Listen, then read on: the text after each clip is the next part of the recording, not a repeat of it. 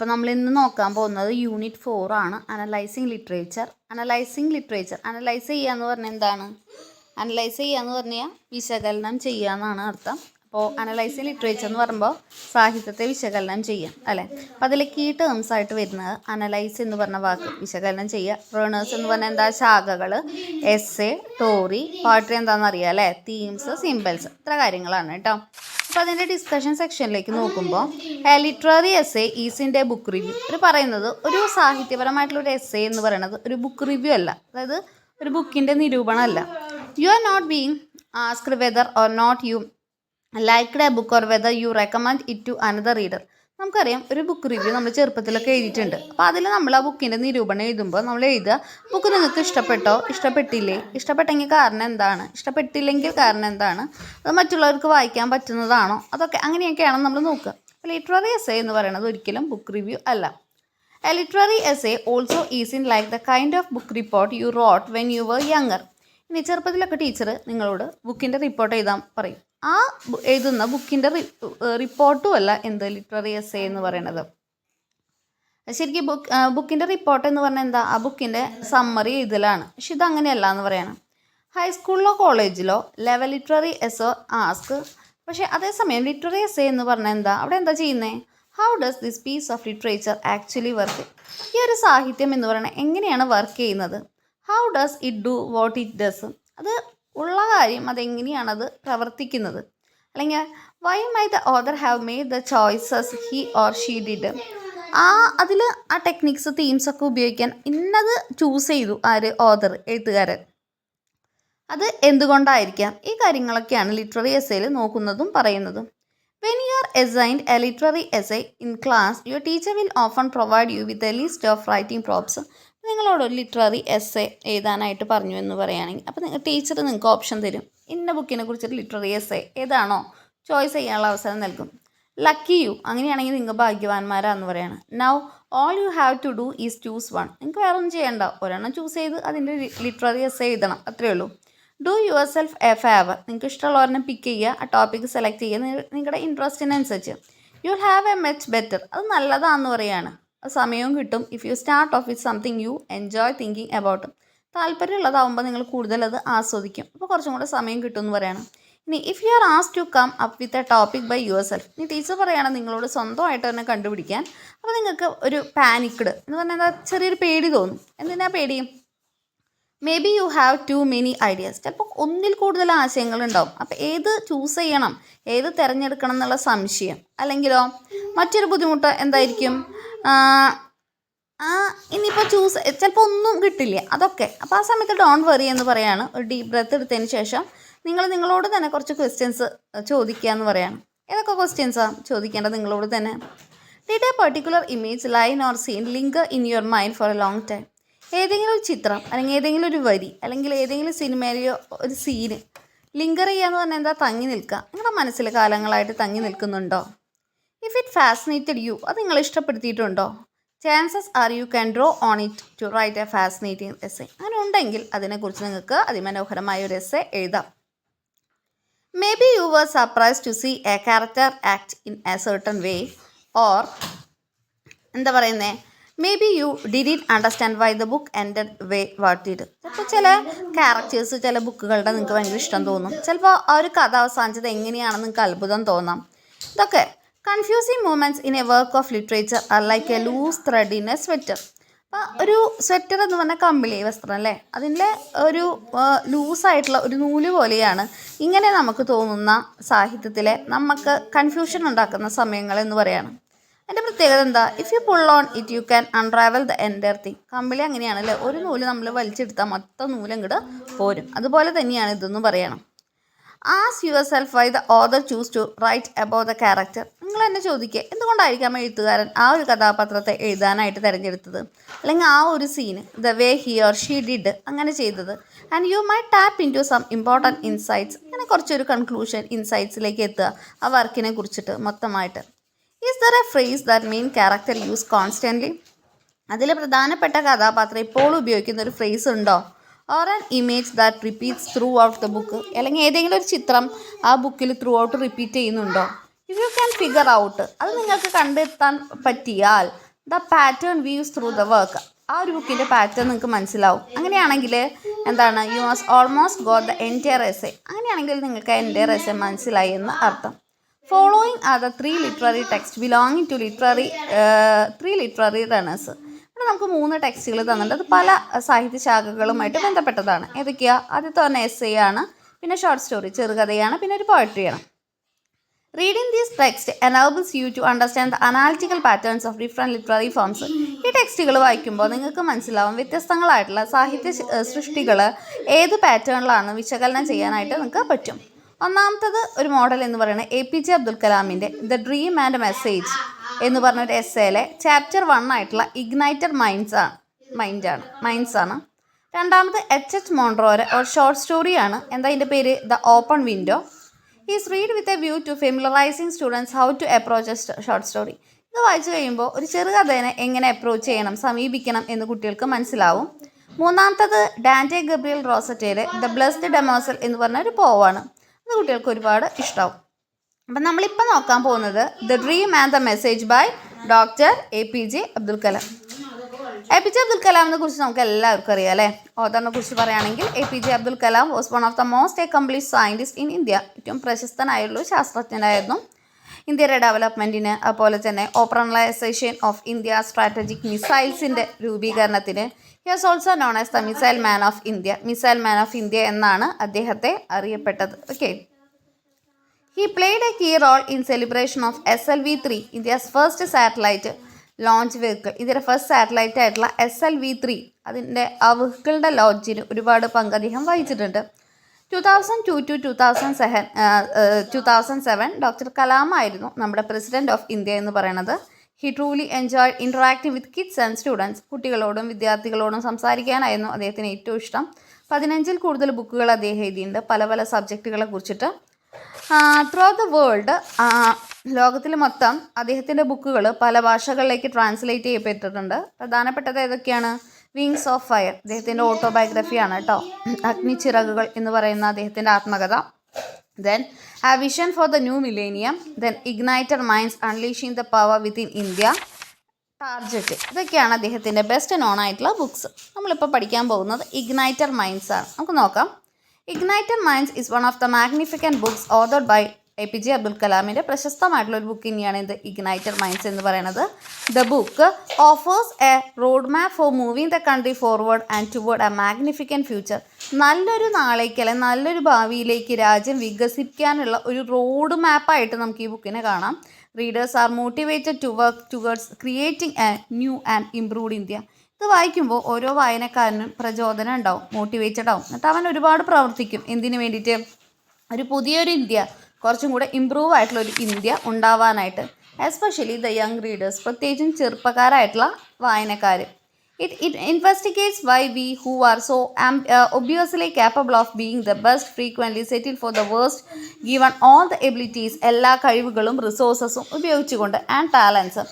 At the core of Ignited Minds is the conviction that a nation citizens, ആ line ഒന്ന് underline ചെയ്യും. ഇതിൻ്റെ main core എന്ന് പറയുന്നത് എന്താ? Nation citizens have the ability to realise the dream. ഓരോ പൗരനും, ഒരു രാജ്യത്തിൻ്റെ ഓരോ പൗരനും കഴിവുണ്ട്. എന്തിന്? അവനവൻ്റെ സ്വപ്നം എന്താണെന്ന് തിരിച്ചറിയാൻ. The dream and the message is the first chapter. നമ്മളിപ്പോൾ പഠിക്കാൻ പോകുന്ന ഡ്രീം ആൻഡ് മെസ്സേജ് എന്ന് പറയുന്നത് ഇഗ്നൈറ്റഡ് മൈൻഡിലെ ഫസ്റ്റ് ചാപ്റ്ററാണ് കേട്ടോ. നമുക്ക് അതിൻ്റെ സമ്മറി നോക്കാം. APJ Abdul Kalam narrates an event in his life which appeared on 30 September 2001. 2001 September 13 അദ്ദേഹത്തിൻ്റെ ലൈഫിൽ ഒരു സംഭവം നടന്നു. അതാണ് ഇവിടെ പറയുന്നത്. He was on his journey from Ranchi to Bokaro. അദ്ദേഹം ഒരു യാത്രയിലായിരുന്നു റാഞ്ചി തൊട്ട് ബൊക്കാറോ വരെ. Their helicopter crashed minutes before his landing. ഹെലികോപ്റ്ററിലായിരുന്നു. ഹെലികോപ്റ്റർ ലാൻഡ് ചെയ്യുന്നതിന് മിനിറ്റുകൾ മുമ്പ് അദ്ദേഹത്തിൻ്റെ ഹെലികോപ്റ്റർ തകർന്നു വീണു. All the travellers had a miraculous escape. എല്ലാവരും അത്ഭുതകരമായിട്ട് എന്ത് ചെയ്തു? രക്ഷപ്പെട്ടു. Kalam went ahead with the scheduled programme of interaction with students. കലാമിന് already schedule ചെയ്ത പ്രോഗ്രാം ഉണ്ടായിരുന്നു കുട്ടികളുമായിട്ട് സംസാരിക്കാൻ. അതുമായിട്ട് കലാം മുന്നോട്ട് പോയി. As a suggestion from the doctors, Kalam takes tranquilliser to elevate the shock of the accident. This use of drugs make him wake up late എന്ന് പറഞ്ഞു കഴിഞ്ഞാൽ, അപ്പോൾ ഡോക്ടേഴ്സിൻ്റെ അഡ്വൈസ് പ്രകാരം അന്ന് വേദന കുറയാനായിട്ട് അദ്ദേഹം മരുന്നുകളൊക്കെ കഴിച്ചിട്ടുണ്ടായിരുന്നു. അപ്പോൾ അതുകൊണ്ടായിരിക്കാം അന്ന് അദ്ദേഹം എഴുന്നേൽക്കാനായിട്ട് വൈകി. ഇൻ ദ ഡിസ്റ്റർബ് സ്ലീപ്പ്, അങ്ങനെ ആ ഉറക്കത്തിൽ Kalam thinks about the reason for the division and violence among human beings. Underline ചെയ്യട്ടാം. കലാം ചിന്തിക്കുകയാണ് മനുഷ്യന്മാർ തമ്മിൽ ഈ ഒരു വ്യത്യാസം, വയലൻസ്, അങ്ങോട്ടും ഇങ്ങോട്ടും കൊല്ലുന്നു, അതിനൊക്കെ കാരണം എന്താണ്? ആ സമയത്ത് അദ്ദേഹം സങ്കല്പിക്കുകയാണ്. ഹി ഇമാജിൻസ് എ കോൺവെർസേഷൻ, ഒരു സംഭാഷണം, ആര് തമ്മിൽ?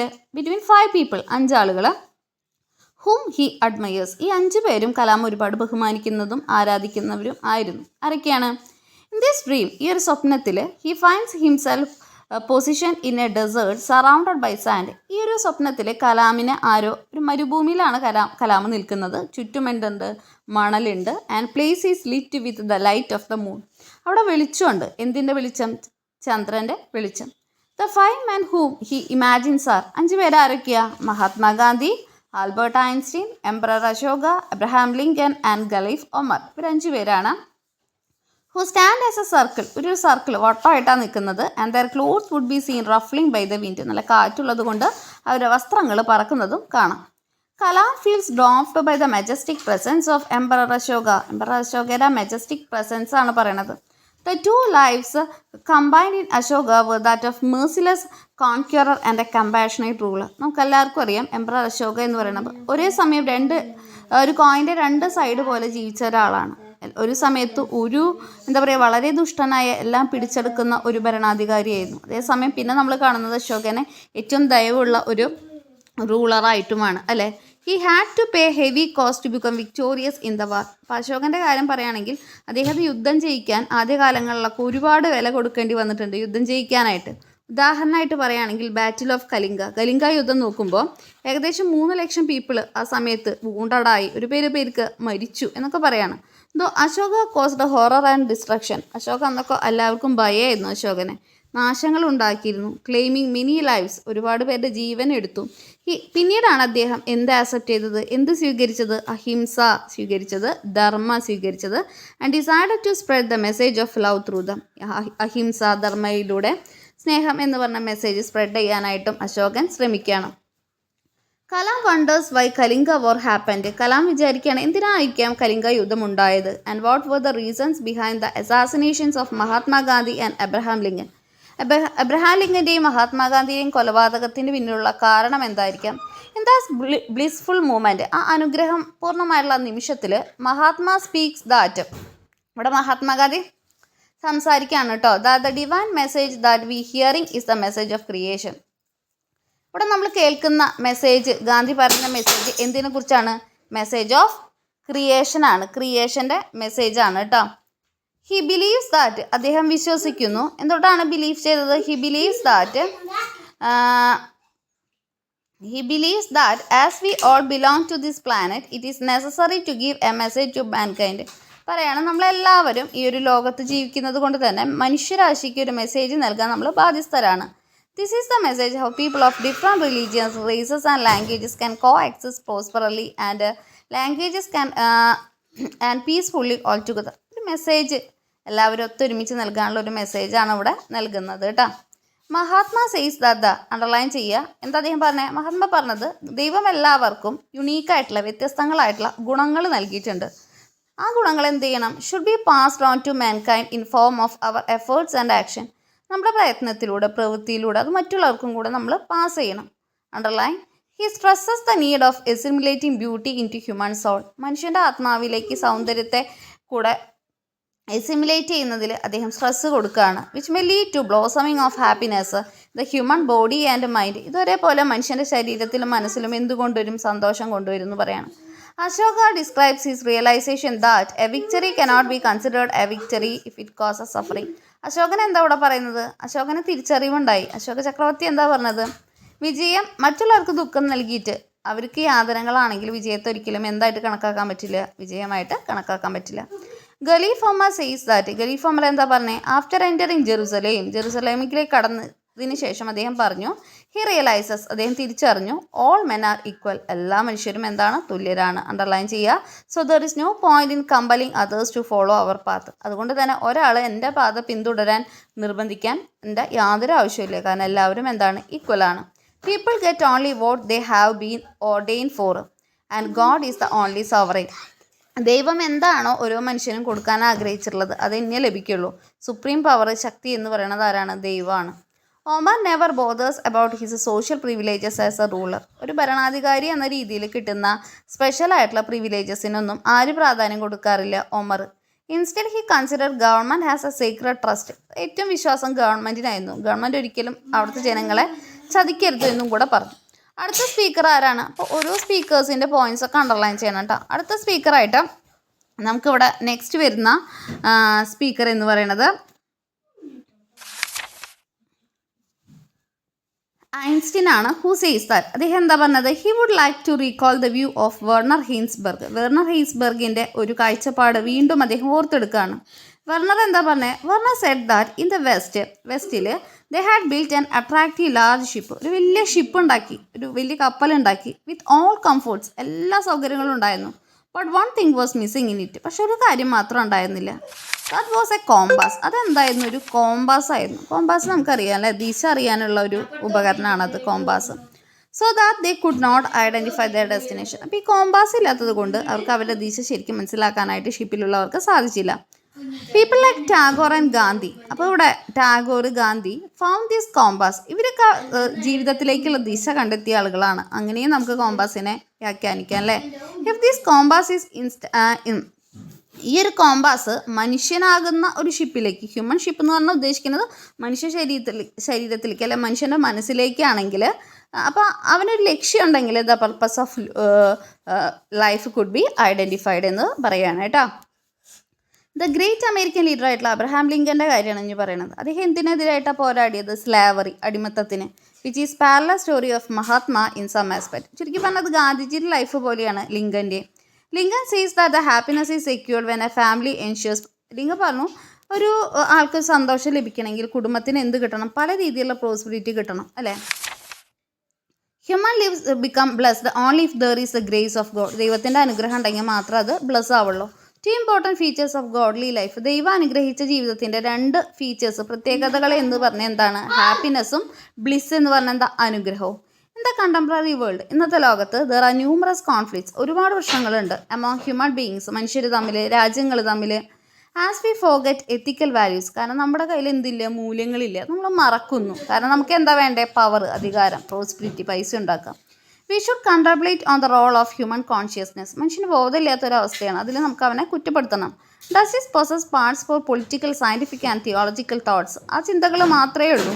ഹൗ ഫാർ സ്പിരിച്വാലിറ്റി, ദൈവികതയില്ല. Could be given importance in the business of life. ജീവിതത്തിൽ ആ ഒരു പ്രാധാന്യം കൊടുക്കണം, ഇന്നതില്ല എന്ന് പറയാണ്.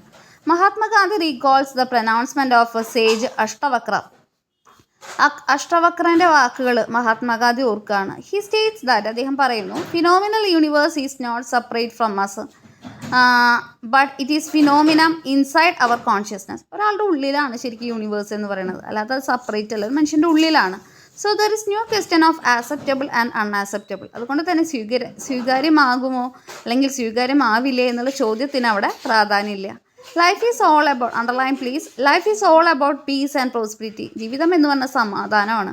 And there is no question of exploitation and conflict. അതുകൊണ്ട് തന്നെ ചൂഷണം ചെയ്യുക, പ്രശ്നങ്ങൾ ഉണ്ടാക്കുക, അതിനൊന്നും അവിടെ പ്രാധാന്യമില്ല. The message that can be share to the planet is that, നമുക്ക് കൊടുക്കാവുന്ന മെസ്സേജ് എന്ന് പറഞ്ഞാൽ എന്താ? എവരി ഡോക്ടറായി ഏത് വിശ്വാസം ആയിക്കോട്ടെ, ദാറ്റ് വി ഫോളോ, നമ്മൾ ഫോളോ ചെയ്യുന്നത്, എവരി ആക്ഷൻ, നമ്മൾ ചെയ്യുന്ന ഓരോ പ്രവൃത്തിയും ഷുഡ് ബി ഗുഡ്, നല്ലതായിരിക്കണം for the all of human kind. ആർക്ക് വേണ്ടിയിട്ട്? മനുഷ്യരാശിക്ക്. ഓക്കെ, അപ്പോൾ അതാണ് അതിലത്തെ മെയിൻ മെസ്സേജ്. അണ്ടർലൈൻ ചെയ്യുക കേട്ടോ. അടുത്ത അനാലിസിസ് ആണ്. സെയിം ഈ ഒരു സമ്മറിയുടെ അനാലിസിസ് ആണ്. അപ്പോൾ ഈ ഒരു അനാലിസിസ് നിങ്ങൾ കാണാതെ പഠിക്കാം. ദ ഡ്രീം ആൻഡ് മെസ്സേജ് നിങ്ങൾക്കറിയാം, അത് ഫസ്റ്റ് ചാപ്റ്റർ ആണ്. എന്തിലെ? ഇഗ്നൈറ്റർ മൈൻഡ്സിലെ. ഇതൊരു വലിയ സെമിനൽ ബുക്ക് എന്ന് പറഞ്ഞാൽ ഫേമസ് ബുക്കാണ്, APJ അബ്ദുൽ കലാമിൻ്റെ. അത് ഇന്ത്യൻ യൂത്തിനുള്ളവരാണ്, ഇന്ത്യൻ യൂത്തിന് വേണ്ടിയിട്ടുള്ളൊരു ബുക്കാണ്. എന്തിനു വേണ്ടിയിട്ട്? ടു ഇഗ്നൈറ്റ് ദെയർ മൈൻഡ്, അവരുടെ മനസ്സിനെ പ്രചോദിപ്പിക്കാൻ, ആൻഡ് ഹാർട്ട്, ഹൃദയത്തെ, with light of aspirations. The book motivate ചെയ്യുന്നു. ആരെയാണ് പ്രചോദനം നൽകുന്നത്? യൂത്തിനാണ്. ടു ഇന്നോവേറ്റ് ദംസെൽസ്, അവരെ സ്വയം ഇന്നോവേറ്റ് ചെയ്യാൻ, India more prosperous and rich കൺട്രിയാക്കി മാറ്റാൻ. ഇത് ലോങ് പ്രോസസ്സാണ്. ഇങ്ങനെ ചെയ്യണമെങ്കിൽ അത് ലോങ് പ്രോസസ്സാണ്. വലിയൊരു മാറ്റം വേണം. അവരുടെ ആറ്റിറ്റ്യൂഡ്, അതുപോലെ ആപ്റ്റിറ്റ്യൂഡ്, അവർ അഭിരുചിയിലാണെങ്കിലും അതാണ് ആപ്റ്റിറ്റ്യൂഡ് കേട്ടോ. ആറ്റിറ്റ്യൂഡ് എന്ന് പറഞ്ഞാൽ എന്താ? മനോഭാവത്തിലാണെങ്കിലും മാറ്റം വേണം. Though the country is renowned for is riches of power and material. നമുക്കറിയാം നമ്മുടെ രാജ്യം മനുഷ്യശക്തി അതുപോലെ മെറ്റീരിയലിനൊക്കെ ഒരുപാട് പേര് കേട്ടതാണ്. The nation needs a peaceful condition. അതേസമയം രാജ്യത്തിന് സമാധാനം വേണം. എന്നാൽ മാത്രമേ ക്രിയേറ്റീവ് എനർജീസ് ഓഫ് ദ യൂത്തിനെ നമുക്ക് എന്ത് ചെയ്യാൻ പറ്റുള്ളൂ, സപ്പോർട്ട് ചെയ്യാൻ പറ്റുള്ളൂ. ദ ഡ്രീം ആൻഡ് മെസ്സേജിൽ കലാം ഓർത്തെടുക്കുകയാണ് അദ്ദേഹത്തിൻ്റെ ഒരു പാസ്റ്റ് എക്സ്പീരിയൻസ്. അദ്ദേഹം ഒരു ഹെലികോപ്റ്റർ ക്രാഷ് ഉണ്ടായത്. The impact of this accident, ഈ ഒരു ആക്സിഡൻറ്റിൽ അദ്ദേഹം ട്രാങ്ക്യുലൈസർ മരുന്ന് കഴിച്ചു. അദ്ദേഹം he broods over the chaos and violence that humans. ആ സമയത്ത് അദ്ദേഹം ചിന്തിക്കുകയാണ് പ്രശ്നങ്ങൾ, കലാപങ്ങൾ മനുഷ്യർ നേരിടുന്നതിനെ കുറിച്ചിട്ട്. കലാം തിങ്ക് ചെയ്യുന്നു ഗ്രേറ്റസ്റ്റ് പേഴ്സണാലിറ്റീസിനെ കുറിച്ചിട്ട്. Kalam tries to get clues from the great leaders. പല ലീഡേഴ്സിനെ കുറിച്ചിട്ട് അവരുടെ അഭിപ്രായങ്ങൾ ഇവിടെ അദ്ദേഹം സങ്കല്പിക്കുകയാണ്. ആരൊക്കെയായിരുന്നു ലീഡേഴ്സ്? ഗാന്ധി, ലിങ്കൻ, അശോക, പിന്നെ ഒമർ ആൻഡ് ഐൻസ്റ്റീൻ. അങ്ങനെ ഒരു കൺക്ലൂഷനിലേക്ക് എത്തുകയാണ്. കമ്മിങ് ടു ദ കൺക്ലൂഷൻ, നിഗമനത്തിലേക്ക് എത്തുമ്പോൾ ഹി റിയലൈസസ് ദാറ്റ്, അണ്ടർലൈൻ ചെയ്യട്ടോ, ഹി എന്ന് പറഞ്ഞാൽ Kalam realises that only method to solve the destructive side in humans is acquiring education. മോശകരമായ നാശകരമായ ഒരു സൈഡ് മനുഷ്യനുണ്ട്. അതിൽ നിന്ന് മോചനം കിട്ടണമെങ്കിൽ എന്തിലൂടെ മാത്രമേ സാധിക്കുള്ളൂ? എഡ്യൂക്കേഷൻ, വിദ്യാഭ്യാസത്തിലൂടെ മാത്രമേ നാശത്തിന് അവസാനം ഇടാൻ പറ്റുള്ളൂ. Along with the material opportunities possibilities involve in education, എഡ്യൂക്കേഷനിൽ ഒരുപാട് അവസരങ്ങളുണ്ട്, മെറ്റീരിയൽ ഓപ്പർച്യൂണിറ്റീസ് ഉണ്ട്. Kalam advocates necessity to incorporate spiritual aspects to it. Kalam പറയുന്നു ദൈവികമായിട്ടുള്ള മൂല്യങ്ങളോടുകൂടിയുള്ള ഒരു വിദ്യാഭ്യാസം കൂടെ അതിൽ ഇൻക്ലൂഡ് ചെയ്യിപ്പിക്കണം. ദിസ് സിംബയോസിസ്, അങ്ങനെ ഒരു കോംബോ വരുമ്പോൾ, എന്തിൻ്റെ സ്പിരിച്വൽ പ്ലസ് മെറ്റീരിയൽ വരുമ്പോൾ, അങ്ങനെ വരുമ്പോൾ പ്രശ്നങ്ങൾ സോൾവ് ചെയ്യപ്പെടും. ദ കണ്ടംപററി ഹേർഡിൽസ് എന്ന് പറഞ്ഞാൽ തടസ്സങ്ങൾ ഓഫ് ഹ്യൂമൻ കൈൻഡ്, മനുഷ്യൻ്റെ. ദിസ് ബാലൻസ്, ഇത് വിദ്യാഭ്യാസത്തിൽ മറ്റുള്ള കാര്യങ്ങളും പഠിപ്പിക്കണം, ഒപ്പം സ്പിരിച്വലും വേണം. അങ്ങനെ ഒരു ബാലൻസ് വരുമ്പോൾ എന്താണ്, between the material desires and spiritual pursuits helps a person to achieve peacefulness in life. അങ്ങനെ മനുഷ്യന് ജീവിതത്തിൽ സമാധാനം കിട്ടും. കലാം പറയുന്നു ഇന്ത്യൻ യൂത്തിനോട്, ഇന്ത്യയിലെ ചെറുപ്പക്കാരോട്, to unleash their inner power to serve their, അവരുടെ ഉള്ളിൽ ഒരു പവർ ഉണ്ട്, അതുകൊണ്ടെന്ന് അവരുടെ മദർലാൻഡിനെ, മാതൃരാജ്യത്തെ സംരക്ഷിക്കാൻ. ഇൻ ദിസ് പെർസ്യൂട്ട് ഹി അദ്ദേഹം റെക്കമെൻഡ് ചെയ്യുകയാണ് ബോത്ത് സയൻറ്റിഫിക് ടെമ്പർ, ശാസ്ത്രീയപരമായിട്ടുള്ളൊരു ടെമ്പറും വേണം, അതേസമയം സ്പിരിറ്റ് ഓഫ് എൻക്വയറി, എല്ലാം അറിയാനുള്ള ഒരു സ്പിരിറ്റും വേണം. ടു ടേക്ക് ദിസ് നേഷൻ, അങ്ങനെ ഈ രാജ്യത്തെ കൊണ്ടുപോവുക, റിച്ചാക്കി, resources with a happier one, സന്തോഷകരമായിട്ടുള്ള ഒരു രാജ്യമായിട്ട്. ടു എക്വയർ ദിസ് എയിം, ഈ ഒരു ലക്ഷ്യത്തിലേക്ക് എത്താൻ he recommends adopting the models of exemplary personalities. Famous ആയിട്ടുള്ള, എക്സംപ്ലറി മീൻസ് ഫേമസ് ആയിട്ടുള്ള വ്യക്തിത്വങ്ങളിലെ മോഡലുകൾ, ഇപ്പോൾ ഗാന്ധിജി, നെഹ്റു പോലുള്ളവരുടെ മോഡലുകൾ അഡോപ്റ്റ് ചെയ്യാൻ കൂടെ അദ്ദേഹം പറയുകയാണ്. ഇത്രയാണ്, ഇത് നല്ലപോലെ വായിക്കാം കേട്ടോ. Okay, thank you.